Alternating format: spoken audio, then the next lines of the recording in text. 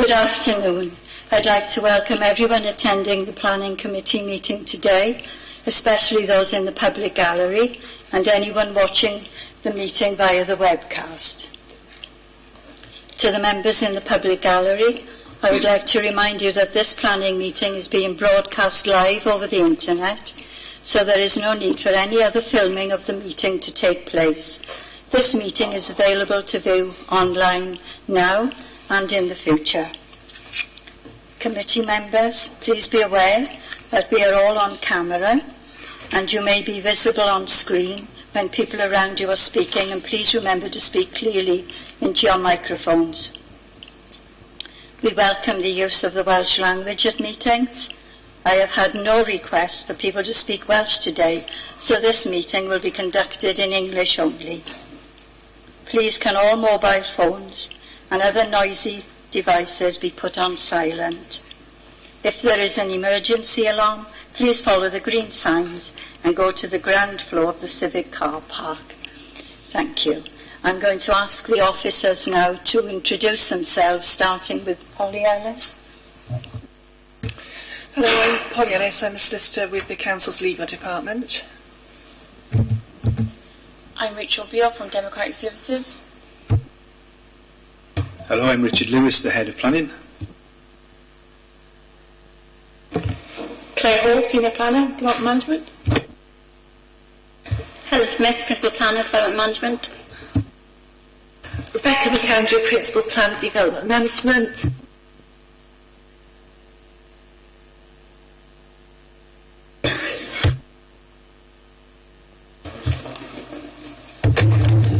Norman Jones, Team Leader, Development Management. Thank you very much. We go to the agenda, item 1, attendance and apologies. Any apologies, Rachel? I haven't received any apologies for today's meeting.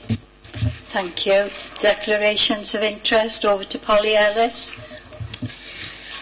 I'd remind members that you need to complete the Declaration of Interest form in the Attendance Register folder if you're declaring an interest in any application.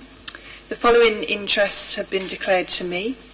Those are Councillor Stuart Ashley and Councillor Faye Jones have declared a personal non-prejudicial interest in agenda item 5, 6, 8, 9 and 10 as members of Cwmbran Community Council, which has been consulted on the applications. Is that the case? Yes. Councillor Janet Jones declares a personal non-prejudicial interest in agenda item 7 as a member of Blenavon Town Council, which has been consulted on the application. Councillor Jones, is that the case? Chair. Can I also say that I'm recorded as making comments on application 17P0957FUL. Can you have it recorded that I'm keeping an open mind on the application and will consider on merits points before reaching any decision? And in agenda item 9, Councillor Connell has got a declaration to make. Yep, that's correct.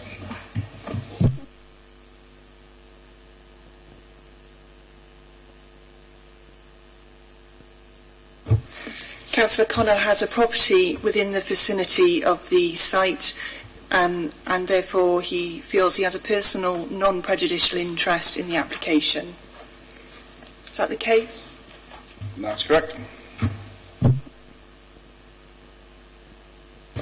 Thank you. Item 3, minutes of a planning committee meeting of the 18th of September. Somebody declare them true record? Yes, seconder. Thank you. Do you all agree? Are there any comments or questions on those minutes? No? Thank you. Item 4, planning appeal, and this land at Brangwyn Avenue, Llantarnam. The planning reference was 17/P/0579 FUL, and the appeal was dismissed. Are there any questions or comments on that? Yes, Alan? Can I just thank all the planning officers that were involved in this case? And I express my thanks not just on my behalf, but on the other councillors from the ward and from many of the residents that were involved in the appeal process. Just thanks very much, guys. Thank you. I think that will be appreciated, Alan. Stuart? We are just noting it, yes. Yeah, move me note that, please. Right, thank you. Everyone agree with that? Thank you. Agenda item 5, which is planning application 14P00424, and is proposed residential development of the former Cwmbran Rifle Club, demolition of the disused public toilets, and change of use of 2-storey offices at 15 Victoria Street, Cwmbran, to form 5 number 1 bedroom and 5 number 2 bedroom apartments. And we had a site inspection on the 25th of September, and it's over to Rebecca McAndrew for a short presentation. And thank you, Rebecca.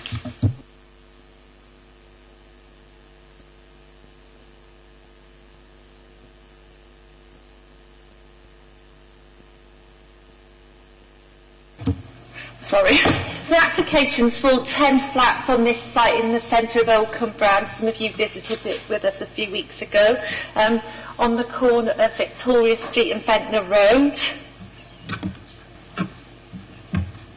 Some photos first. So there you go, looking down towards the site. You can see it's quite prominent in the centre of Old Cwmbran. So you've got the old Keith Smart offices, the old public toilets, and then the Rifle Club.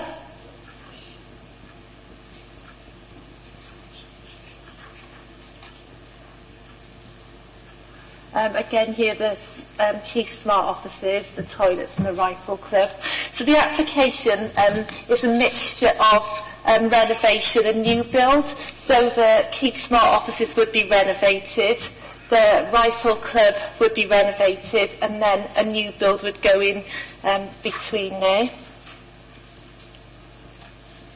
And then this is the view of Victoria Street. So you can see the Keith Smart offices there, it should be renovated. All this here, the Rifle Club would be renovated, and there'd be a small projection off the back of that Rifle Club towards Victoria Street for another apartment. And the disused car park that used to serve the Keith Smart offices, I believe, that would be the parking area at the back of the flats. So here's the layout. You can see this here is the renovation bit of the Keith Smart offices. This is the infill where the toilet block is, the Rifle Club renovation, and then this is the projection here at first floor level, but there'd be some parking underneath. There'd be 2 accesses off Victoria Street, and then 10 car parking spaces provided for the 10 flats. This is below our normal adopted standards. Normally it's 1 bedroom and 1 car parking space per bedroom. But in this instance, we recognise this as a village centre location. There's quite a large car park for the public close by. And there's on quite a good bus route as well. So in the interest of achieving a good design and getting this site brought back into use, we think on balance that lowering of the car parking spaces is okay in this instance. The highways officer is happy with the access, the 2 of them, and as well the level of parking. So here's some elevations. You can see this is the Keith Smart offices that look onto the square. There's this quite nice projecting window there to give an interesting elevation onto that main area of public open space in the village centre. The new build infill, and then the renovation of the Rifle Club. This quite contemporary feel. And then this would be the view off Victoria Street, so the Keith Smart offices, the rear of the Rifle Club being tidied up quite well there. The car parking, and then a wall with railings above. I think it's a chain link fence at the moment, which is in quite poor repair, so that would be an improvement there. And here's just some closer elevation. So this is the view onto Victoria Street. and this is the view onto Ventnor Road. So it's a scheme that we think will benefit the area. It's quite a scruffy site at the moment. We think bringing this development there would be beneficial, and we're recommending approval. Thank you. Thank you, Rebecca. We'll open it up now for questions from members. Any questions? Alan and Stuart. I've just got a comment, really. I think this is a welcome development of the existing buildings, which are fast becoming quite derelict, really. I mean, I understand the concerns about the parking, but there are always parking spaces in the public car park, and perhaps more should be done to encourage residents, old and new, to use them. So I can't say anything wrong with that. I'm going to vote to approve the application. Thank you. Thank you, Stuart. I'll second that. No. Yeah, no, I agree with it. But what I was going to say was the thing, as Alan said, was it's been quite an eyesore for quite a long time, and as a long-standing Cumbrian Community Councillor for, I dread to say this, 25 years, that particular site has been an eyesore for most of that time. And the toilets, we got down to Community Council and said, what are you going to do with them? And they're appalling, to be quite honest. As much as I don't want to take toilets out of commission, this is actually a well-balanced a solution to a problem I never thought I'd see a solution to. So I commend whoever's doing this. It does look reasonable, and it's going to improve that civic site there. And that's where I got down in my notes. I did, when we were out on the visit, talk about the landscaping, and I know there's quite an interesting response there about the landscaping. I quite agree about the car parking. We've got a massive car park out the back, so it's reasonable to do what you've suggested, which is cut down the car parking, because we've got that very big car park out the back, which was old railway marshalling yard, for those who don't know the history of it, and it was tarmacked by the borough, so that's a facility that's really quite unique to that area. I take your point about we retain as much greenery as got. That was a conversation we did have, because there's not a lot of greenery on that site. So where we got greenery, we got planting programmes. You've done a reasonable job in insisting that they're there. I will make sure that happens, because there's very little greenery on that site, and I think it's important that we do. I have to make that observation. Jason first, then Steve, and then Richard Overton. Thank you, Chair. Just a quick comment. Really, I'm supportive of the application also. The site visit was very useful. The only comment I think I would have is just to ask the applicant to manage the traffic, the construction traffic, as best he can, because the roads either side of the development are quite narrow in terms of the lanes, so we wouldn't want construction traffic blocking off those routes for long periods of time. Thank you. Steve? My question is, I'm looking at the representations received. According to them, this new development has got balconies which could be overlooking and lots of privacy to other houses near. Are we looking into do something with that, or? Yeah, you can see there's one balcony, I think, there, and there's a Juliet balcony facing towards Victoria Street. But generally, people can't sit out on Juliet balconies, whereas with normal balconies, you can sit and watch. So that reduces the level overlooking, and there's about 20 metres, I think, between that window and the front of the nearest residential property. So on balance, that's considered to be acceptable.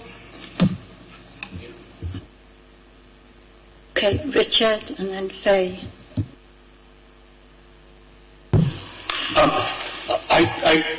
I'd just like to say that in a utopia, then perhaps us as an authority, or Cumbrian Community Council as an authority, could look to recommission the toilets at a later date, but we don't live in a utopia. We have to be practical, and therefore I support the application and the demolition of the current toilet block. Thank you, Richard. Faye?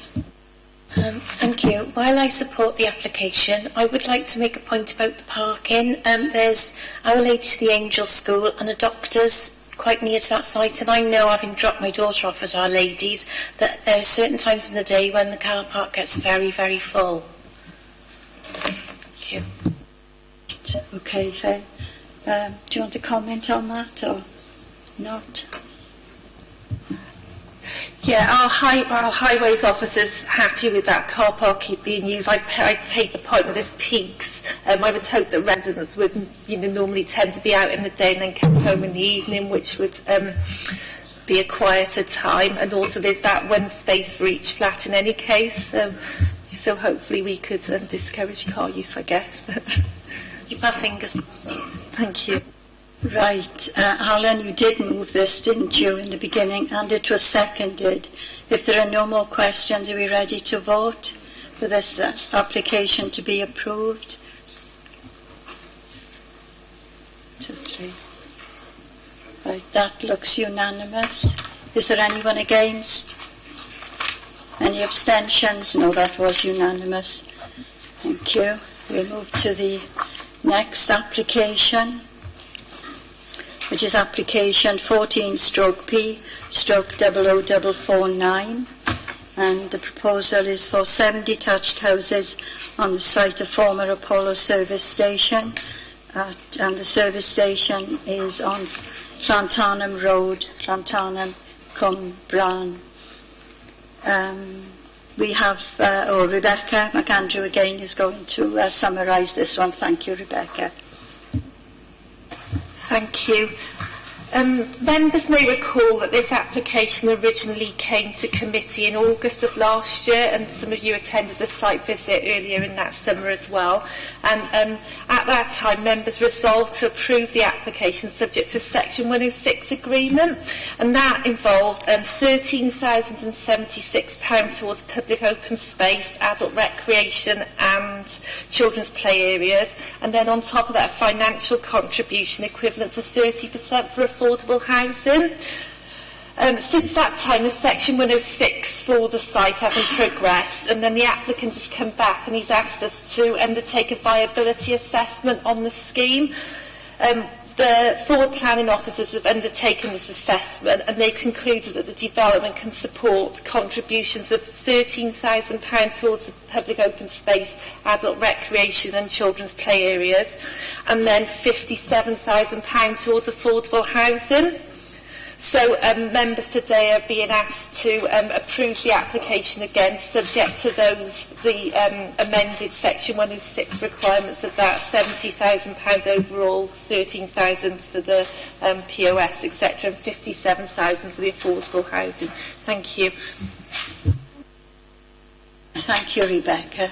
Open up for questions. Jason? Yeah, just to confirm, there's no design changes or anything material different in the engineering, it's the same?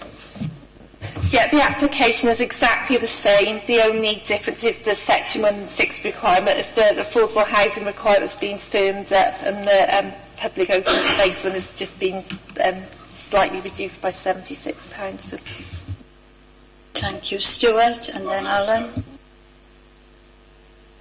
Okay, Alan first, please. Okay. Very kind. Thank you, Stuart. Whilst I would welcome that this is another site that's become a bit of an eyesore in the community, and I do welcome, this development, but I have got a bit of an issue with where the Section 106 money is going to be spent. I'm not sure if this is the forum to raise this, but we have got a bit of a track record in Llantarnam where the money that's raised from these developments is kind of being spent either in other wards or on the very periphery of our ward. And I just would like some clarity, perhaps going forward, of where this money might be, where this money might be going. Thank you. I recall that following the committee last year, we had quite extensive discussions between you and Councillor Thomas and the grounds maintenance officers in terms of where the money should go locally. So that's a conversation that we can sort of pick back up and continue as part of them moving forward now. All right, Alan? Yeah. Right. Stuart? Yeah, I was. That's why I let Councillor go ahead of me, because I was going to ask similar questions, but I did pick up the bit about SIL in there as well. What's that? What? And I was going to ask the bit about affordable housing. You talked about 106 and that aspect of it, the affordable housing bit. No, just a minute. Could we? The SIL bit goes through the community council, which, you know, again is questionable. We haven't had anything through it lately at all yet. That's a debate we obviously have to have with the principal authority on that if it does come through there. The other bit about where the affordable housing would go, because that's not the question that's been asked, is it? I mean, the SIL considerations not necessarily for this application determination today, but it's just an issue I guess you've raised. We'd consult with the housing strategy officer of the local authority to determine where that payment would be best spent locally. So presumably that would go back to the local councillors as well, wouldn't it?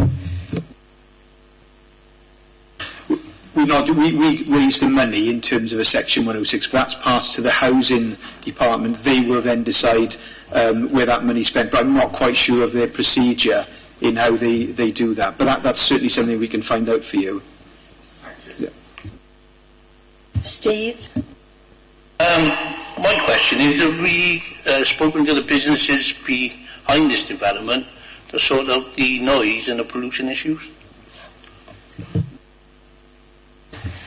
Yeah, they were consulted originally last year when, the last consultation period that we had was last year on this. There are some there could have been potential conflicts there, but our environmental health officers satisfied that we can attach conditions to the consent which safeguards the amenities of the future residents. Hugh first, please, and then Stuart again. Yes, thank you, Chair. The Councillor Stuart, my colleague, raised a question about SIL, but I thought SIL was only introduced for developments of 10 or more. Yes, the officer did explain about SIL. And we've got 7 on this particular application, haven't we? Yes. There is no SIL on this. Richard will come in and explain it again to you. We as a council haven't adopted SIL, but there is a report coming to council probably in December to explain where we are with SIL. So hopefully at that meeting in December you'll know exactly where we're going with that. Okay. Thank you, Richard. Stuart, did you want to come in again? The only thing I was picking up again, because it doesn't appear to mention, was the environmental mitigation in terms of any form of planting around the site. Have we got anywhere with that at all?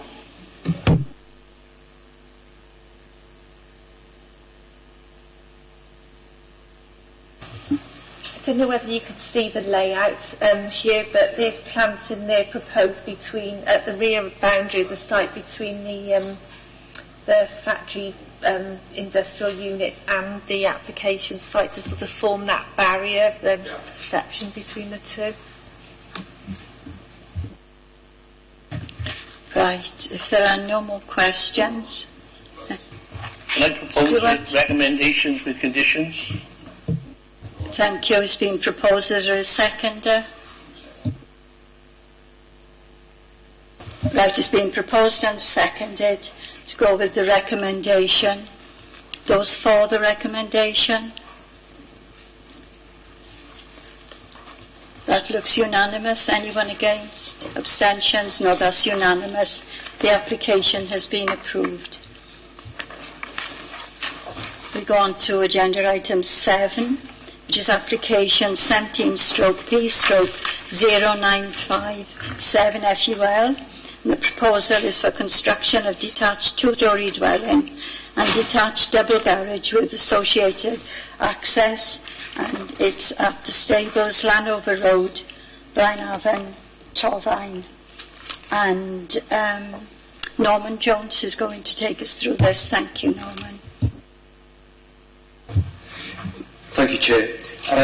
This is a full application on a site behind Llanover Road. As you see from the report, we dealt with an application previously on the site which was refused for under delegated powers for two reasons. In terms of the access to serve the site was off an unadopted lane with poor visibility, and secondly, in terms of they were proposing private sewage treatment plant at that time, and it was refused on that basis. This is a site. It's currently a large paddock, but there's houses either side of it with a little bit of retained land. The road, that's the road which is effectively a cul-de-sac, and that is the access onto Llanover Road, which is proposed to be improved. It should have been improved already in terms of visibility. This proposal is to improve it and to provide a turning head at that's the road down currently to an unadopted standard. We've got a detached property with a double garage, and this is the layout. That is the adjacent property. We have had an objection from the occupier of that property in terms of the drainage, and also in focusing on the condition of the road and the visibility. However, we have negotiated a turning head, and there are conditions requiring the visibility to be improved, including a condition requiring the which will entail the removal of a electric post which was on the previous one of the photographs. Let me just. So there's a Western Power post there which will have to be improved, and the road made up before any other work commences on site. So the revised proposal overcomes our previous concerns, and we are recommending approval. Thank you, Chair. Thank you. Are there any questions or comments on this application? No?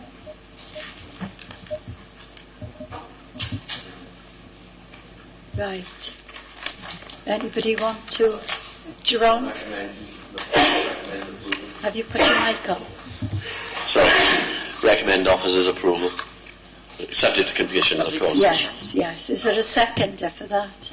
Yes, it's been seconded. Right, shall we go into vote now then for recommendations of the officers? Right. That looks as if that's unanimous again. Anyone against? Abstentions? No, that was unanimous. Thank you. That application has been approved. Agenda item 8, application number 18/P/0125 FUL. The proposal is proposed class C3 residential development comprising 10 houses, 12 apartments and 7 supported living units. Creation of new vehicular access from Court Road, parking, hard and soft landscaping, including works to trees and ancillary works. And it's at Llantarnam Road, Cumbran. And we had a site inspection on the 25th of September. And Helen Smith is going to present this to us. Thank you, Helen. Thank you, Chair. Yes, this application we're considering today is a full planning application for a total of 29 dwellings split between a terrace of 10 dwellings, a block of apartments consisting of 12 apartments, and another block consisting of 7 supported living units. All the units on that site are affordable units. We have had a site visit at the site, but if I just run through some photographs. So this is the site here on the right. This is a view taken north up towards the town centre. As you can see, mature trees. This sign here is currently spot listed by CADU. And here we have, again, looking at the sign with the commercial area to the south. This is the main part of the site. All these trees are protected by a tree preservation order. These are belt of woodland at the back here, with a group of trees at the front and then some trees further down. And here we have another view from the roundabout. And you have a wider view with the other open space on the opposite side.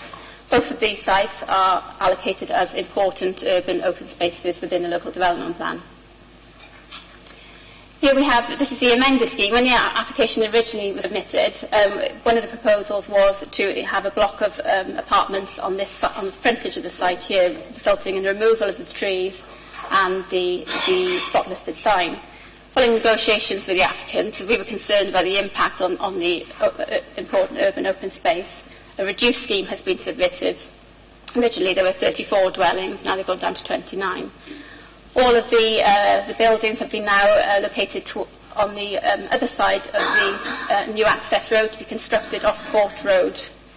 Here we have, they are set back from Llantarnam Road, and the existing belt of trees of the woodland surrounding the site, together with this area, are now being retained as open space and landscape features.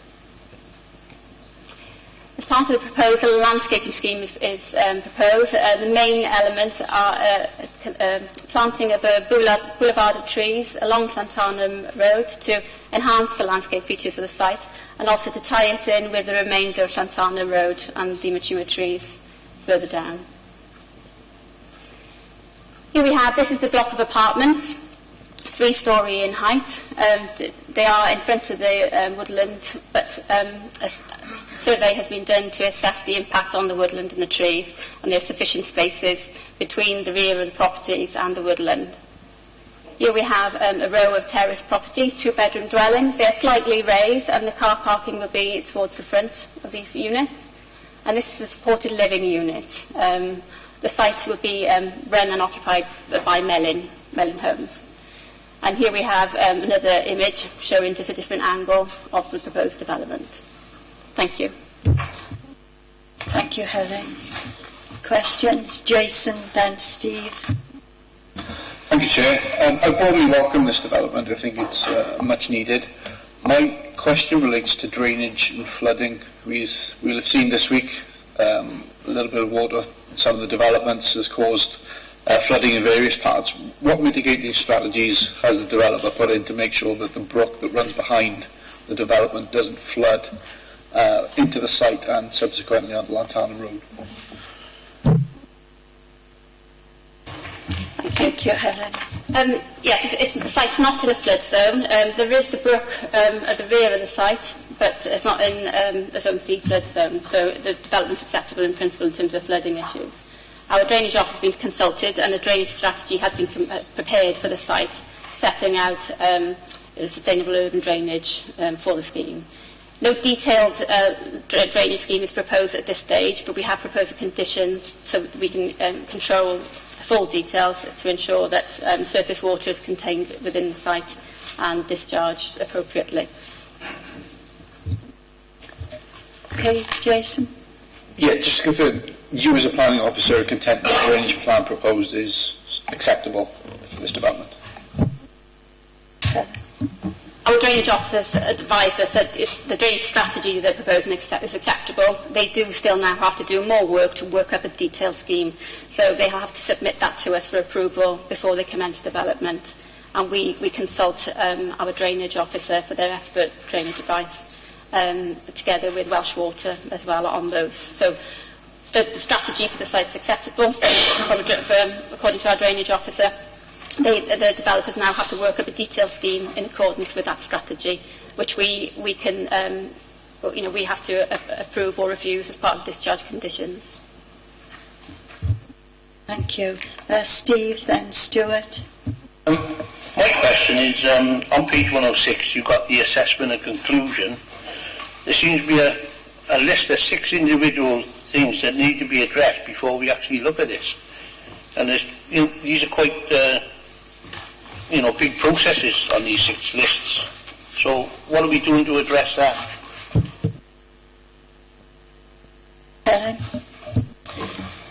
You talk about the headings. The assessment and the conclusion, you've got a list of the principles of proposed development, highways, design, residential amenity, ecology and planning.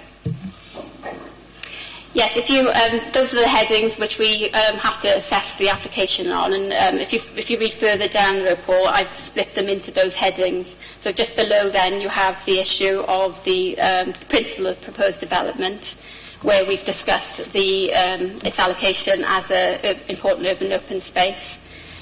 So that's addressed in that section of the report. And then further on, each section then, the highways and transportations, the highways officer is satisfied with the amended scheme and the proposed access. In terms of the design and layout of the character of the area, which is on page 109, we've discussed the design and the amendments to the scheme, retaining the open space at the front of the site.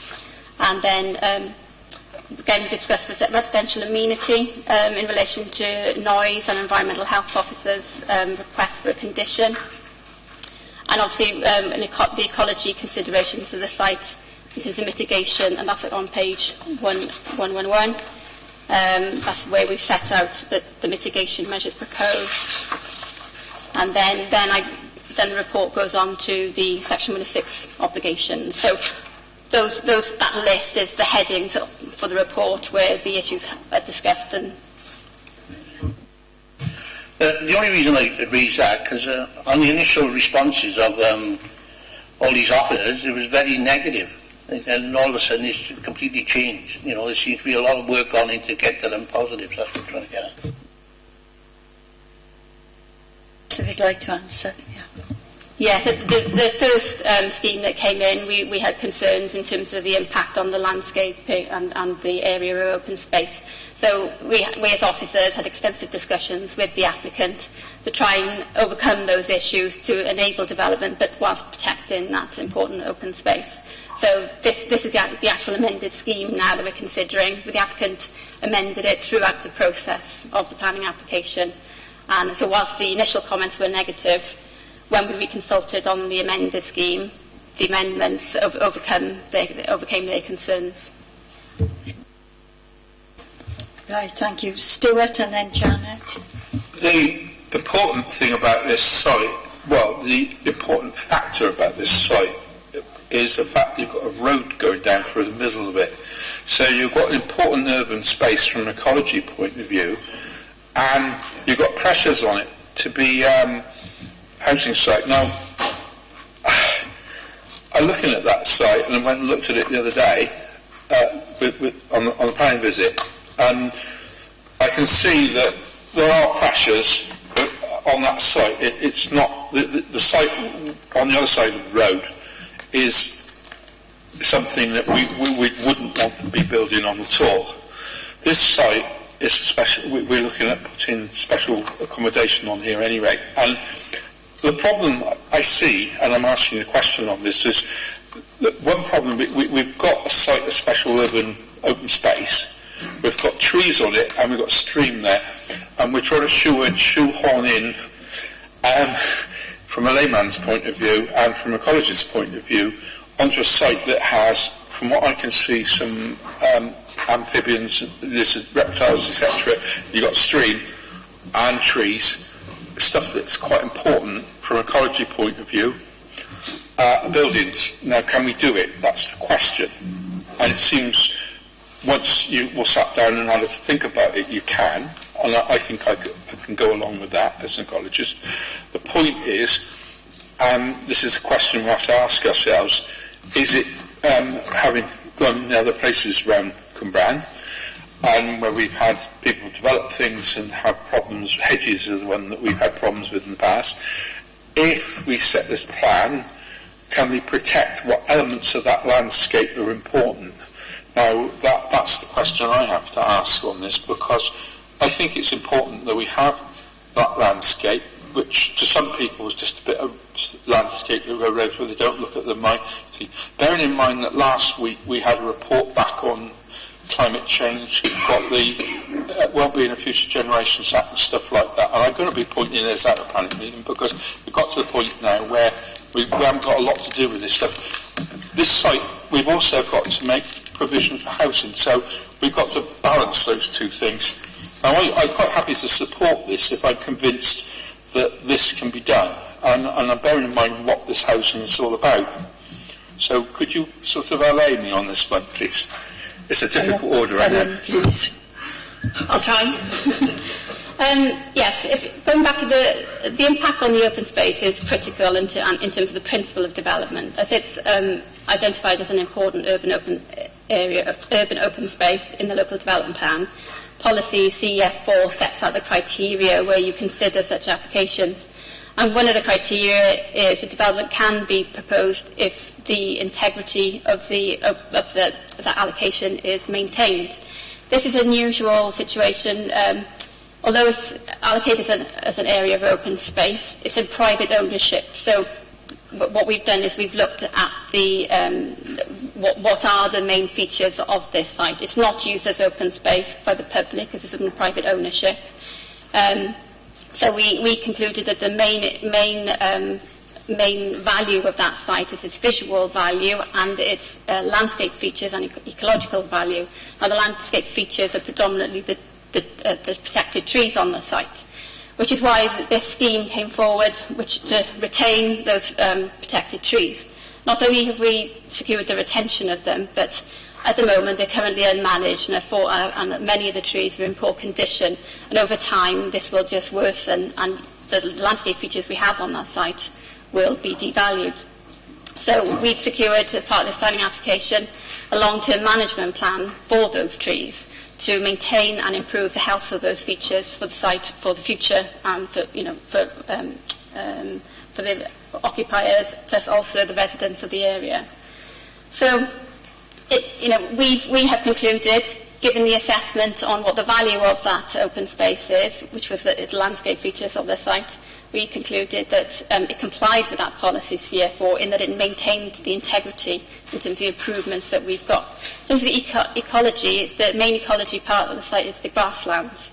So in conjunction with our ecologist, the applicants have proposed mitigation measures for commuted sums to the council to manage the grasslands on the opposite side of the site during council ownership and is an open space available for the public to be maintained to encourage the diversity of the grasslands on that site.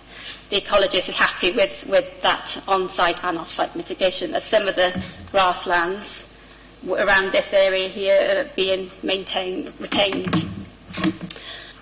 So it is a balance on assessing it in light of policy CF4, and we as officers, in conjunction with our landscape officer, our tree officer and our ecologist, are satisfied that this reduced amended scheme does comply with policy CF4. So in terms of other sites, every application is dealt with on its own merits, but in terms of policy CF4 allocations, this doesn't prejudice future protection of sites, given the fact that it actually complies with the policy. Hope that helps. Thank you, Helen. Are you satisfied now, Stuart? No. Will that be drawn up as a formal agreement between the applicant, the authority, and I presume it's the housing association, is it? And what's the period of it? It's proposed to the mitigation measures for the ecology under the Section 106 agreement, but it's proposed for a commuted sum to come over.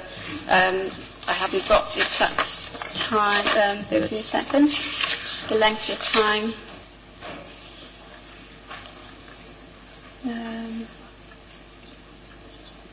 Well, it's not specified in the report, but it is for a period of time for the council. I think it might be 20 years. But in terms of the maintenance and management of the woodland, we anticipate that to be in perpetuity. We haven't actually drafted the Section 106 agreement, so all those details will be tied up in the legal agreement, which will be between the applicant and the council. Thank you. Satisfied, Stuart? Yes. Right. I've got Janet, Jason, and then Alan. Thanks, Chair. I'm just concerned whether we're satisfied now of the adequate parking on the provision, because we're on 93, there are on each of the units or the blocks, there seem to be a shortage of visitor parking spaces. Thank you. There was a slight shortfall. They revised the layout several times. And what we felt was at the end of the day we accommodated a real good layout. They reduced the number of properties, quite a lot actually, from what was originally on the site. So we felt that we could live with a few reduced car parking spaces. Thank you. Thanks, Paul. Jason? Yeah, thank you, Chair. I really want to approve this site. I think it's certainly very, very needed in Torfaen.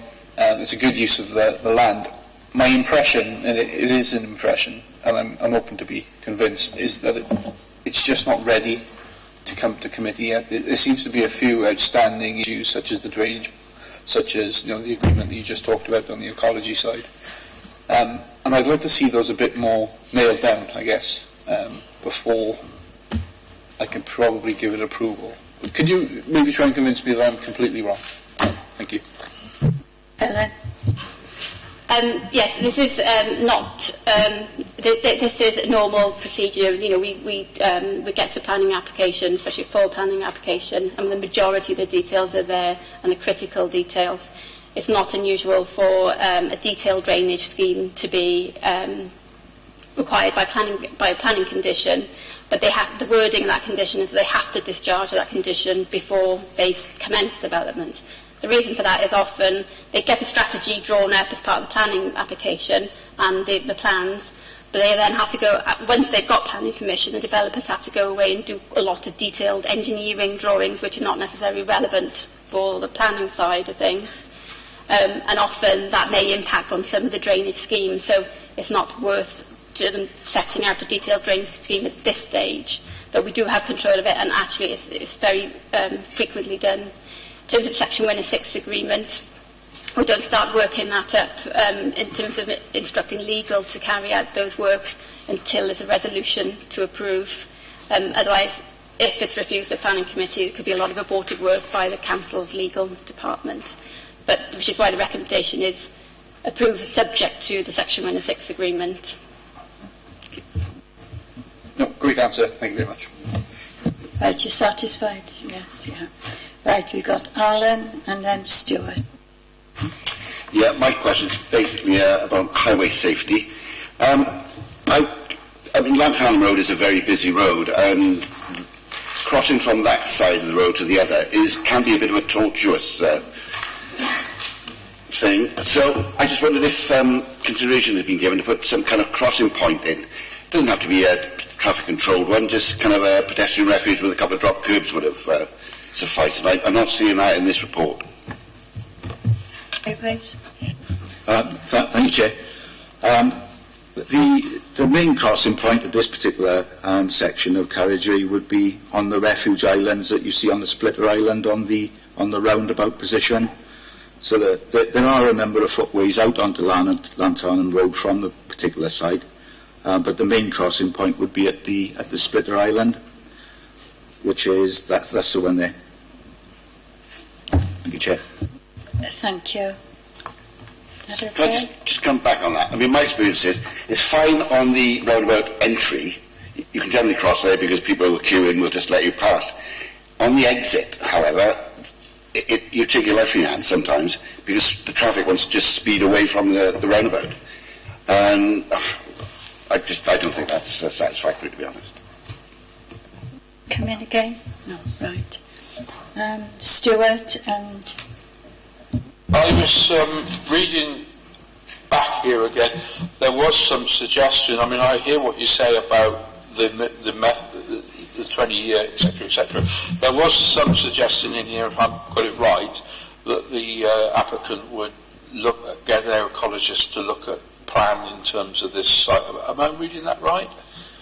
I know the council ecologist has looked at it, but they are one person, and we again been talking about looking at ecology and habitat, and if we can have that as part of this arrangement, that we look at what's on there before we go ahead with the building work, that would satisfy me a lot more, to be honest, because there's a lot on this site with River, and you've obviously done quite a lot of work in the discussions, but I'm a little bit worried about what's going on here, and there's life, there's a lot of stuff on it.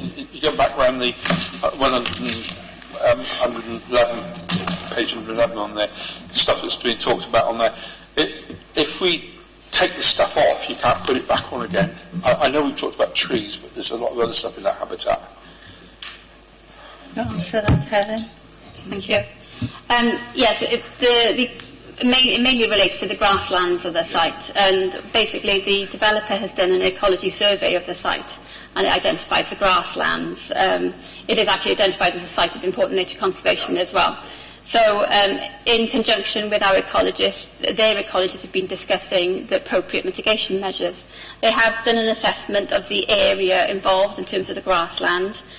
Some is now to be retained and maintained in an appropriate manner. Again, mainly this area here. The ecologist has worked with our ecologists, and they've identified this site opposite as an appropriate area to manage a certain area of grass. It won't be the whole site, it'll be in proportion with what's being lost on this site. So the council, they will pay a committed sum for the council to maintain it in the appropriate manner to increase the diversity of the grassland, and eventually that grassland will be of sufficient value to mitigate the loss of that grassland. And in actual fact, as this site is not being maintained at the moment and hasn't been for a long time, the quality of that grassland is deteriorating. So the off-site mitigation will eventually, hopefully, lead to an improved provision of equal proportion in terms of the area. I mean, one of the important things was for like 150 years or so, a railway marshalling yard, and what you've done when beaching happened in the 1960s was leave it alone and stuff grow on it, and in fact what you've got is something not very akin to a marshalling yard with grass growing on it. That's where you get reptiles, hence it's quite a unique environment, a bit like the stuff we've got in Blaenavon, but different. But it's that quality that you get which is unusual, and that's why it's what it is. Now, I mean, I totally agree with what you're saying. I can see that bit over there is not unsimilar to that bit there, and then they're banging the road through the middle of it, which just totally split the two sides. So no, I'll go along with that, I think. Hugh, you're the last speaker on this. Thank you, Chair. Yeah, I have a couple of questions as well, please. With regards to the ecology officer feels that the report that's been submitted, in that report there's insufficient information. Sorry, members, this is on page 90 under the ecology officer's comments. He feels that there's insufficient information as to the quality and type of grassland on the site. The other point is that at the back there's the brook, and in terms of ecology, has an ecology study being done on the brook? Is there anything of any particular importance living in that brook? Because in the submitted application, the applicant has said that all the surface water would be diverted into that brook to take it off the site. In terms of the loss of sink habitat, when I see that, I go, oh my God, should be dead against losing any sort of form of sink habitat within the borough. But that said, having seen didn't attend the site visit because I was away, but having seen the plans and the proximity to developments the other side of the brook and proximity to an existing development in front of it,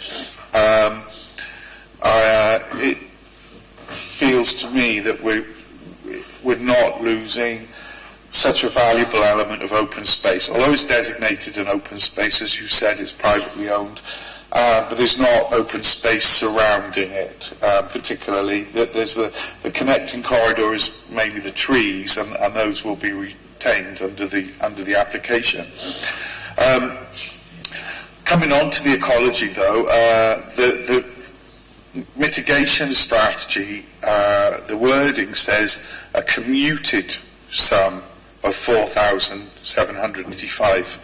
Now, commuted suggests to me that has been reduced or is lower than perhaps the norm. So can someone please give me some commentary around why that particular figure has been arrived at? The second thing is, as I mentioned already, is concerns with ecology over the ecology of the brook and the waste discharge of the surface water. And finally, on page 103, the comments raised by the architectural liaison officer. There's a number of concerns raised there. 3 of them are listed.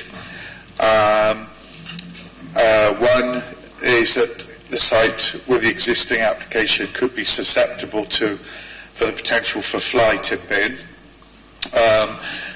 And the gates to the rear should be self-closing and lockable, allowing residents access only. The rear garden boundary treatments should be hit and miss fencing to prevent a completely enclosed space, although not wide enough to allow a foothold to be used as a climbing aid. And there's comments about the lighting to the rear of the properties being dusk to dawn lighting and not PIR. My final question is, why have those not been included as conditions in granting approval to the application? Right. Helen will tell us, I'm sure. Thank you, Helen. Okay, thank you. Right, if we go back, your first comment in terms of the ecologist's initial comments, in terms of the adequacy of the ecology information, his first comment related to the application as it was originally submitted, and there were some, he wanted some more in-depth surveying of the site and ecological assessment. When they updated the application, they updated the ecology information, so he was then satisfied with that level of information, as he said in his second comment. In terms of the brook, again, as I mentioned earlier, we haven't got the details of the drainage scheme provided yet. As far as I'm aware, nothing significant was found in the brook in terms from an ecological point of view, and the ecologist hasn't raised it as an issue. Now, if they are discharging the drainage surface water into the brook, they have to, as part of the drainage detail scheme, they have to attenuate it to a certain level, and all that will have to be agreed, and obviously interceptors are put into place to ensure that it's not contaminated by anything. But again, we do have control over that with the detailed drainage scheme. In terms of the commuted sum, that term doesn't mean a reduction. It's a legal term in terms of the developers are paying the council money. They commute money to us to carry out certain works. So it's not a reduction. That figure's been calculated in association with our ecologist and costings in terms of how much it costs to maintain that certain area of land in the appropriate manner, which I believe is 2 cuts a year, and so on. In terms of the Design Art Crime Officer, they haven't got any major issues with the site, but they have raised a few of these minor issues. From a planning point of view, as they are very, very minor issues, we haven't asked them to update the layout to take those into account. But as the site is by a registered social landlord, as part of their funding process, I believe they have to get secure by design, which is done in conjunction with the police and the Design Art Crime Officer. So those levels of details in terms of the lighting and so on often go beyond our remit in terms of the detailed planning layout of it. But as they're a registered social landlord, they have to get secure by design, which all these issues would be addressed under. Thank you. Thank you, Helen. Just a quick supplementary, please. What about any potential concerns for contamination to the waterworks, the brook, actually during the construction? What controls are going to be in place for that? Right. I think Helen did touch on that in her answer before. There's actually a condition requiring a construction environmental management plan. So as part of that, we would expect measures to be set out how they prevent dust and noise and any potential contamination. But because of the geography of the site, you do have this belt of trees who do actually perform a natural barrier to the watercourse. And as part of the development, these trees will be fenced off to protect those trees through the development process as well. Okay. No more questions. Is somebody ready to move it? Stuart? As I've given it a really good going over, I would suggest we move it with conditions, and thanks for your observations. I'll second that. Right, it's been moved and seconded. We accept the officer's recommendation. We're ready to vote on it for the application. I think that's everyone again. Anyone against? Any abstentions? That application has been approved. Right, agenda item 9, which is application number 18/P/0215HH, and the proposal is to develop a new access and driveway at 28 Court Farm Road, Llantarnam, Cwmbran. And Norman Jones is going to summarise this application for us. Thank you, Norman. Thank you, Chair. You can see the application site there. And the proposal is to form an access onto the new estate road, which isn't currently adopted.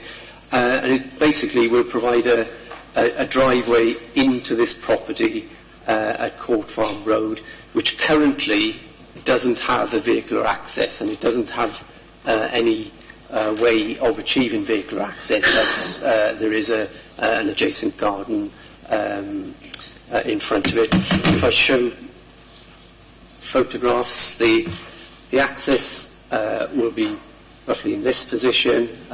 We've got a substation here. We've got a footpath leading into Oakfield Court Road. That's the footpath coming onto the new estate. And those are the details of it. Obviously, we've consulted highways, and given the situation where there is no existing vehicular access, we've recommended approval. Thank you, Chair. Thank you, Norman. Any questions from members? Alan?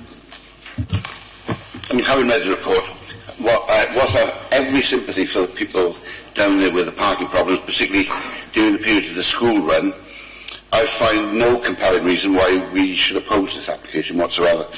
And unless any other members have any questions or comments, I move that we approve the application in accordance with the officer's recommendation. Is there a second? It's been seconded. Now, are there any more questions or comments before we go into the vote? No? Right, we will go into vote then. The officer's recommendations. Everybody voting on it? Right, that looks unanimous again. Anyone against? Abstentions? No. That application has been approved. Agenda item 10, application number 18/P/0248 FUL, and the proposal is change of use of retail unit to A3 takeaway, amended plans, no second flue now in this application, and the site address is 27 Victoria Street, Old Cwmbran, and there was a site inspection on the 5th of June. Thank you. Claire Hall is going to take us through this. Thank you, Claire. Thank you, Chair. This application has been amended quite significantly since it was originally submitted, and certainly from the time that members had the site inspection. Originally, there was a second flue proposed on the other side of the building, which would have been here next to the closest residential properties. To cut a long story short, due to a series of issues primarily relating to the noise emanating from the existing flue, the applicants have, in conjunction with our environmental health officers, seek to address the problems with the existing flue with some new internal fans and other technical bits that are beyond my expertise, but the environmental health officer has obviously been involved both in terms of noise primarily, which was the source of the complaint, but also in terms of being able to deal with odour nuisance potentially. So they're now proposing to modify further they've already modified it to deal with existing concerns, and they're proposing further modifications to deal with the extra demands that would be placed on it by the proposed new use. So rather than have a flue each, the existing flue would be adapted to serve both businesses. So this is all existing, but in terms of the layout and the elevations, and there's just a slight alteration to the existing plan, which would be internal to the building. So that is the existing premises on Victoria Street, which members visited on site. That's where the new flue would have gone, which would have been very close to the nearest residential properties. That is no longer part of the application. It is purely now just for a change of use within the existing footprint of the building. The physical alterations to subdivide the unit have already happened. They've already been approved under a previous permission. And yeah, so obviously we have had objections. It's as per the report.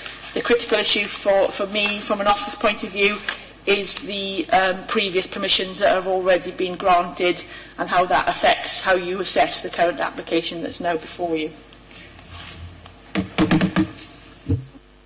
Thank you, Claire. Any questions? Ron? Thank you, Chair. Yes. For members that are north then, as we see the application earlier for the new site on the Rifle Club, which is there. So, if you pointed out, Claire, which is the car park there, so that's going to be the new one we've already just passed. And I really do have great concerns of traffic flow in there. Again, this is a new application to come up for these houses. You've got some parking spaces. There is no parking for any of the, whether it be two restaurants now. I just have great concerns of when the new development is there, the amount of traffic that will be on that street with double yellow lines as well. And the chaos it will happen there, there's no question about it. Thank you. Over to the Highways Officer, Paul. Thank you, Chair. We've never opposed this application on the basis of the amount of traffic that would be generated by it, considering the amount of traffic that would already be on Victoria Street in any event. So that wasn't really an issue for us, to be honest, Councillor. I have raised concern about it in the past, but the concern wasn't enough to make me believe that I should oppose this application from a highway standpoint. The application to the left of this was looked at in its own merit at the Rifleman's Club, and they had an internal car parking area. But notwithstanding that, you can see that there are cars parked at the frontage of this site. There are double yellow lines there. I believe they are parked within the curtilage of their own site, and it leaves enough room for people to use the footway. Parking can always be an issue at the takeaway, but does it make it so unbearable that we could object to it from a highway standpoint? My guess is always no, unless it is so bad. So from a traffic standpoint, we didn't object to this, Councillor. Thank you. Thank you. All right, Ron. Who did you want to come in? I did, and my question was in relation to parking as well. I felt that there would be problems. As we all know that these things can be particularly popular on a Friday and Saturday night, people wanting to take out. What's that blue thing there behind the waste disposal? Yeah, is that like a mobile unit? I think that's a mobile catering unit, or some other large commercial vehicle that is used by the business. Just happened to be parked there on the day that photograph was taken. See, that would be a concern. There's going to be a lot of illegal parking. So really, one was, is that going to be cleared away from the site, so to permit greater parking than there is as apparent per that photograph? And the second question was, were any representations received from Gwent Police? Would you like to answer that? Yeah, in answer to the first question, no, it's not going to be cleared off. That's the business's existing curtilage. So you've got an existing business on the site that has got a lawful use as an A3 restaurant with takeaway on the ground floor, and there's residential accommodation above. So that is the occupier's private space, effectively. That's their vehicles. I don't envisage that would be freed up for customer parking in any way, shape or form. The police have not been consulted on the application. The critical thing for me from a planning point of view is that we have already granted planning permission for that unit to be subdivided into 2 commercial units. So the fallback position is that they could open today, tomorrow and start trading with no parking. And from a planning point of view, the fact that it would be a takeaway rather than a shop does not materially affect the impact that would have from a traffic point of view, given what the highways officer has stated as the impact that would have. Thank you. Anyone else like to come in? Jason? No real bearing, but what kind of a takeaway is it? Do we know?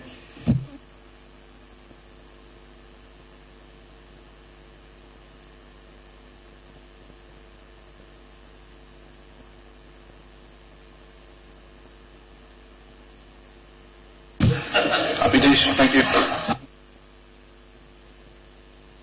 Okay then, any more questions? Got a question, Richard? No, it's not a question.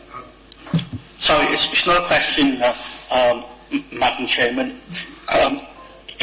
It's a comment, which is, I do believe that the current business shown adjacent to the premises, that actually used to be a sit-down restaurant rather than a takeaway, and I don't think that meant that I think that operated on that site, and it had sufficient parking for a restaurant, and therefore I don't think that a second takeaway would create such a parking difficulty that we should consider voting against it. Okay, Richard, thank you for that. Right, if there aren't any other questions, someone like to move? Yes, I'd like to move the officer's recommendation. Is there a seconder for that? It's been seconded. Moved officer's recommendation, which is approved with conditions. Ready to vote? Everyone approving this? Right. Those against? Thank you. One against. Any abstentions? No. Right, this planning application has been approved. Thank you. Right, item 11 on the agenda, which is application 18/P/0610 STAT. The proposal is variation of condition 6 and 7 of Planning Commission DC 2012/00317, the site address Llandegfed, Water Sports Centre, Croesgwedden Road, Coed y Pine, Pontypool, and it's an application from Monmouth County Council, and Helen will take us through this. Thank you, Helen. Thank you. Just to clarify, this is not a planning application that we're considering today. This is a consultation that we've received from Monmouthshire County Council Planning Department on an application that they have received. So just as an update, since the report was published, we have had late comments from our ecologists, so I'll just read that out to you.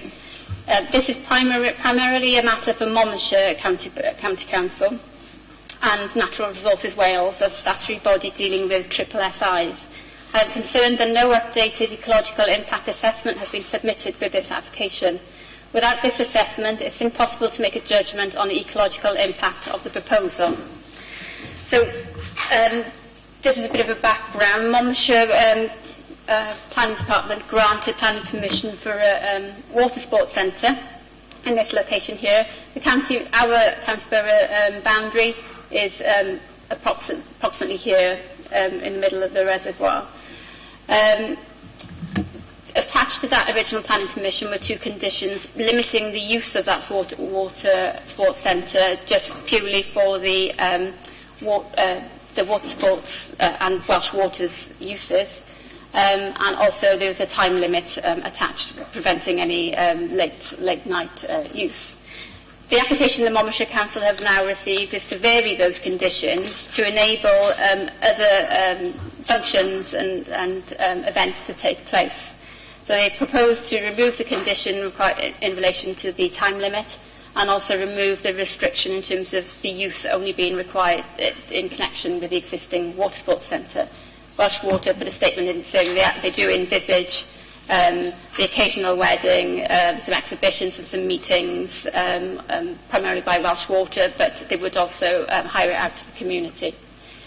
We've had no objections from our highway officer or our environmental health officer.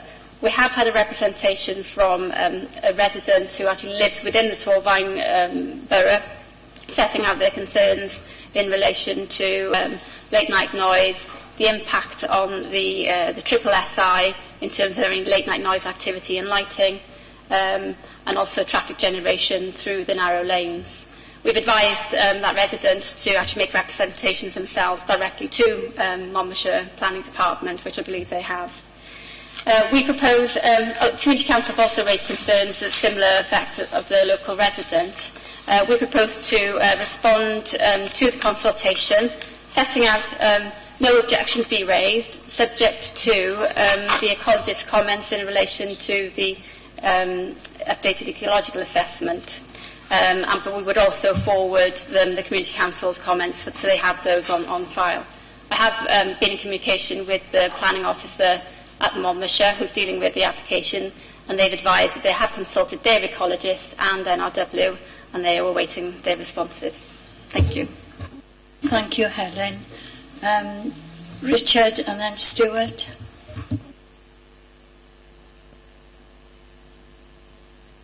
Yes, thank you, Madam Chairman.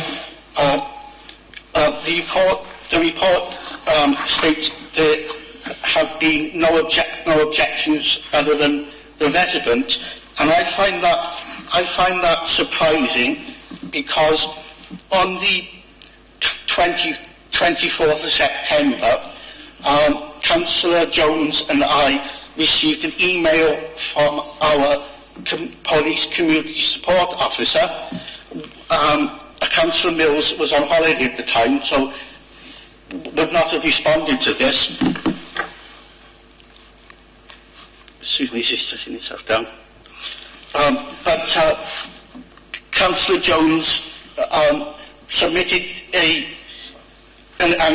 email we received to this authority, and I'm going to read the comments from the police officer. Should drink my glasses a minute.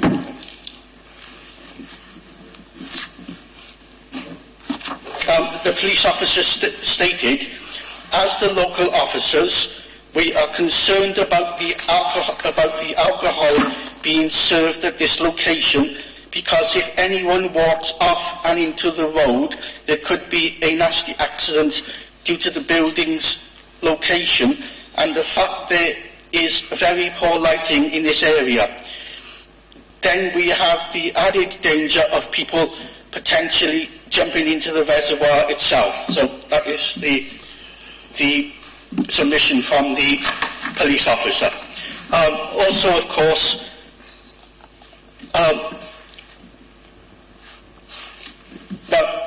as community councillors, our objections have already been noted. We have been contacted as ward members by two residents.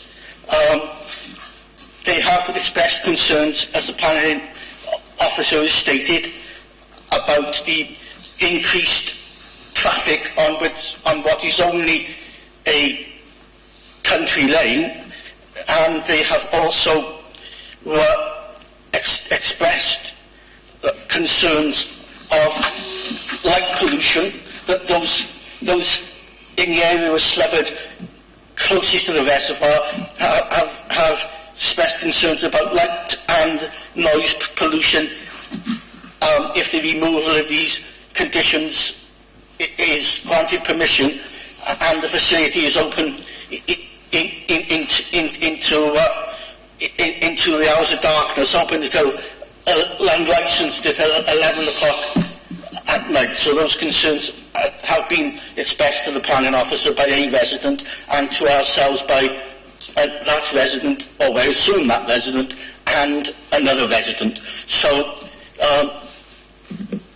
I think that I hope that this authority will pass on my concerns as a ward member to the neighbouring authority who has jurisdiction over this matter.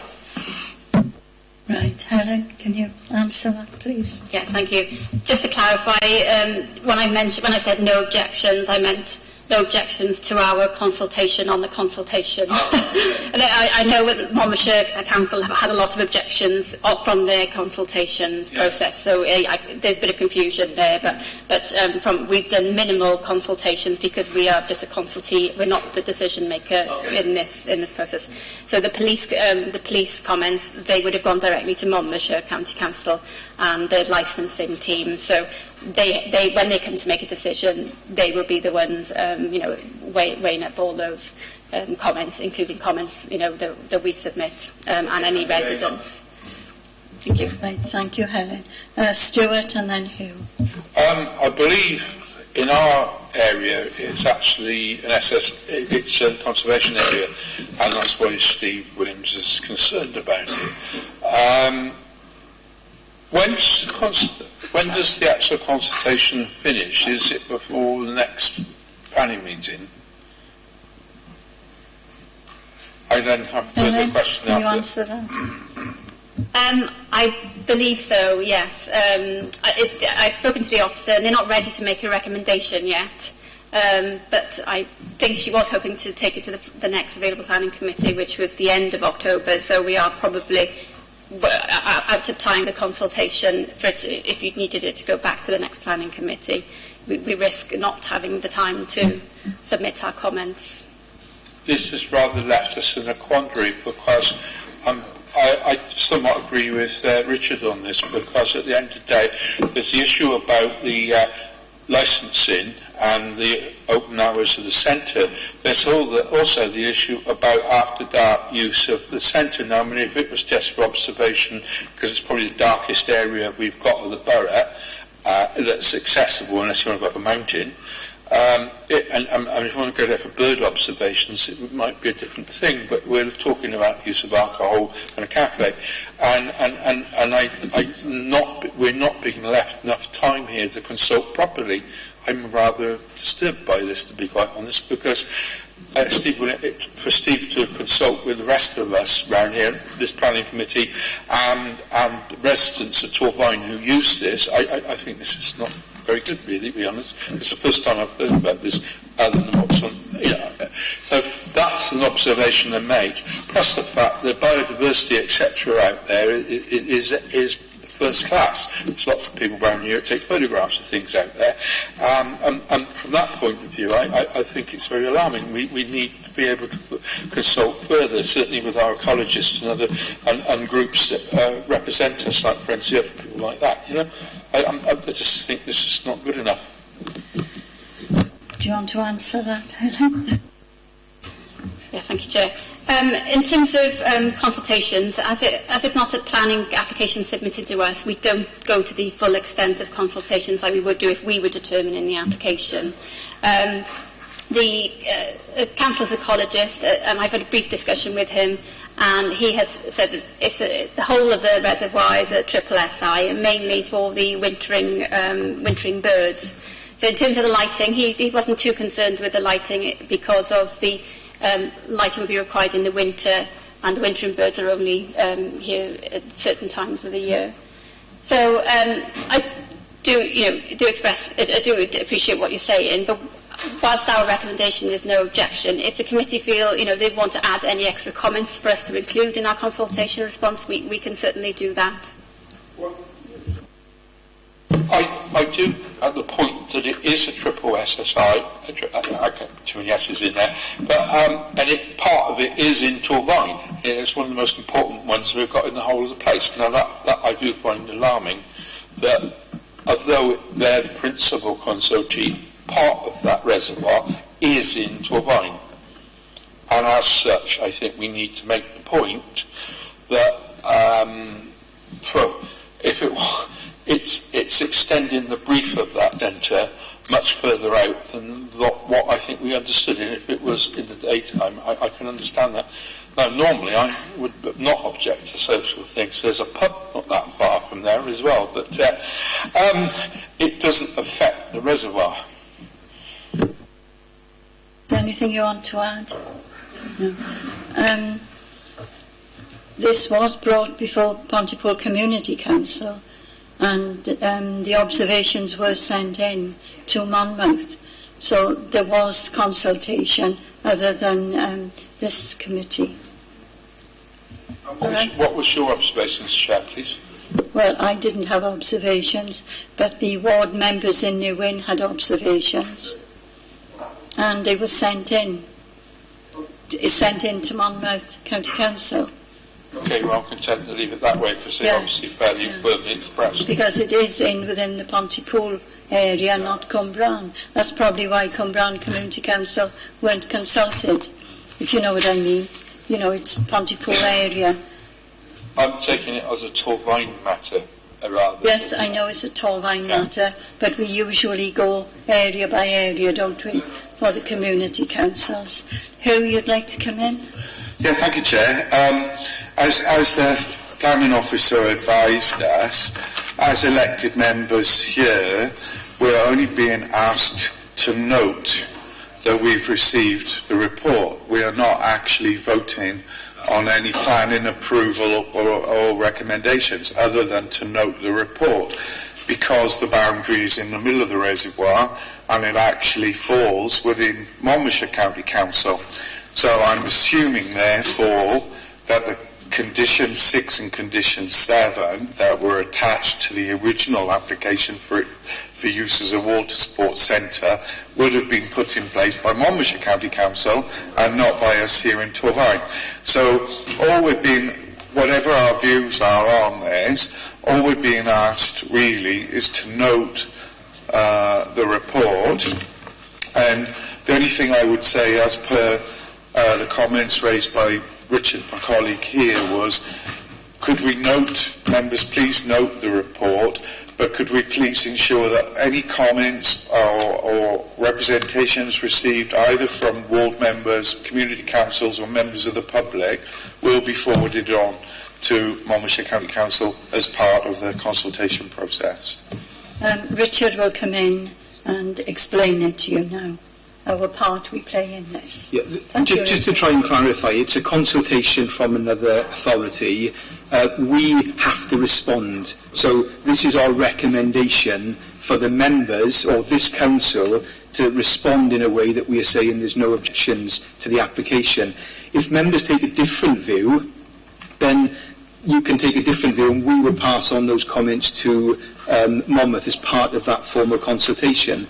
If any member of the planning committee or of the council wanted to make separate comments, they can still do that individually and pass their comments directly to Monmouth. But this report isn't just of note. We don't have to respond, but they are asking us to respond to their consultation. So if members are not happy with our recommendation that we raise no comments to it, objections to it, then members can raise objections or comments. If that makes sense. So it's not just a note. Okay, thank you for clarifying that.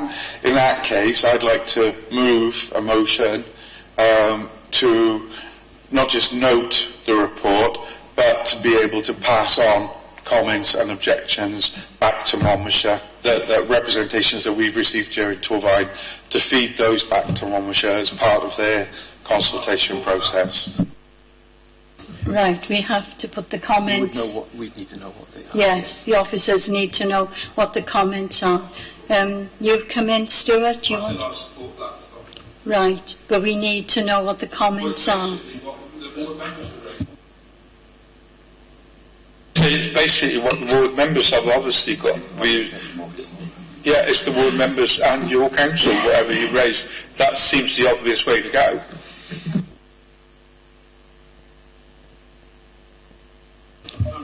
Yeah, Richard? Yes, Madam Chairman. If I may, I think the motion that we are to vote on is that the comments that I have made as a ward member and the comments that Stuart has made as one of our ecology experts. I don't need to say that. No. Interest. One of our members interested in ecology, that we note Monmouthshire's consultation, and then we append our comments to our notice, if you like. So we note Monmouthshire's consultation, and we append the comments that have been made by members of this committee. Right, we'll have to have the wording, Richard? No, we can look back. You can look back over it. Are you satisfied with that? That the officers will look back over it? Yeah. Polly wants to come in a moment. Thank you. Noting the motion, is there anybody that's going to second that? Me?